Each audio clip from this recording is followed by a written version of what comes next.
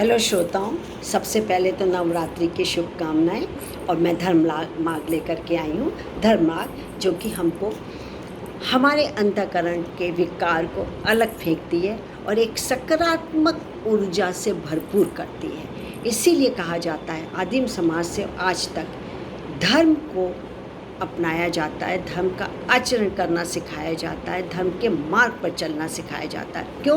क्योंकि इसकी उपयोगिता है, तभी तो आज तक चल रहा है। सैकड़ों हजारों साल से ही चला आ रहा है। और इसके अंतर्गत मैं आध्यात्मिक और धार्मिक विषयों का चुनाव करती हूँ, जो कि हम सबके लिए, विशेषकर जो आज युवा वर्ग है या किशोर वर्ग है, भटक रहा है, नैतिक मूल्यों से दूर हो रहा है, संस्कार विहीन होता चला जा रहा है, उनके लिए संदेश है कि आप नकारात्मकता से दूर रहें, फेंक दीजिए और सिर्फ धर्म मार्ग को अपनाइए। तो आपकी अपने आप ही सकारात्मक सोच होगी, जो कि आपके लिए बहुत उपयोगी होगी। आज का शीर्षक मैंने है धैर्य की महिमा, और इसको हम तक लाएं श्री कृष्णकांत वैदिक। आपको बहुत बहुत धन्यवाद और नमस्कार कि मैं आपकी बात किशोर वर्ग और सभी वर्ग के लिए जन जन तक रख रही हूँ। धैर्य का अर्थ है धीरता, सहिष्णुता, स्थिरता का भाव और सहनशीलता। मन की शांत स्थिति का नाम धैर्य है। विषम परिस्थितियाँ उत्पन्न होने पर भी मन में व्याकुलता, चंचलता, चिंता, शोक और क्षोभ के लक्षण उत्पन्न न होना धैर्य है। संकट के समय मन में स्थायित्व का भाव बना रहना और उतावलेपन का न होना धैर्य है। मनुष्य को जीवन में अनेक प्रकार की समस्याओं का सामना करना पड़ता है। कई बार वह जीवन में आत्मविश्वास भी खो बैठता है। मनुष्य विपत्तियों से घबराकर उससे बचना चाहता है, परंतु ये मनुष्य का पीछा नहीं छोड़ती। धैर्य के द्वारा वह मन की अशांति और व्याकुलता को दूर कर सकता है। धैर्य से ही प्रतिकूल परिस्थितियों पर नियंत्रण किया जा सकता है। यह देखा गया है कि जीवन में अनुकूलता और प्रतिकूलता की अवधि अनिश्चित होती है, इसलिए इन पर नियंत्रण रखने के लिए धैर्य रखना अत्यंत आवश्यक है।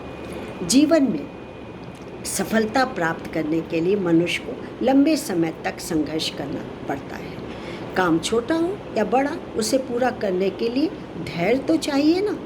धीरज के अभाव में लोग विघ्न आ जाने की आशंका से कार्य आरंभ करने से डरते हैं या गलत रास्ता अपना लेते हैं, जो बड़ा ही शर्मनाक होता है। कुछ लोग कार्य तो आरंभ करते हैं, परंतु समस्या आने पर बीच में ही छोड़ देते हैं। ऐसे लोग जो धैर्य से परिपूर्ण होते हैं, वे कार्य को विघ्न पड़ने पर भी पूरा किए बिना नहीं छोड़ते तथा अपना अभिष्ट लक्ष्य प्राप्त कर लेते हैं। संत तुलसीदास ने कहा है, धीरज पर धर्म मित्र अरु नारी, आपातकाल परखे चारे।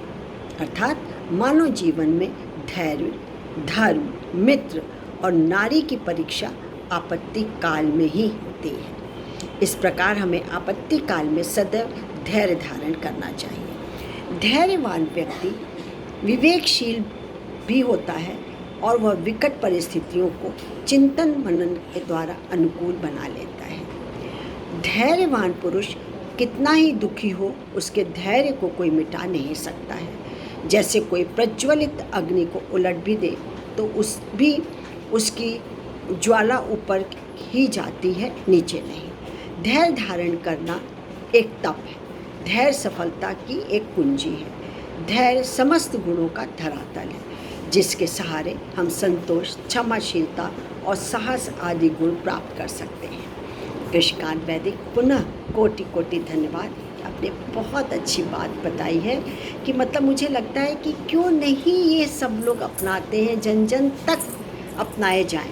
और आप सुन रहे हो, लाभान्वित हो रहे हो, दूसरों के लिए भी आप लाइक और शेयर करना मत भूलिए। फिर एक नई धर्म मार्ग के साथ उपस्थित होंगी। मैं doctor Manju Jain, retired associate professor, from S N Sen degree college का।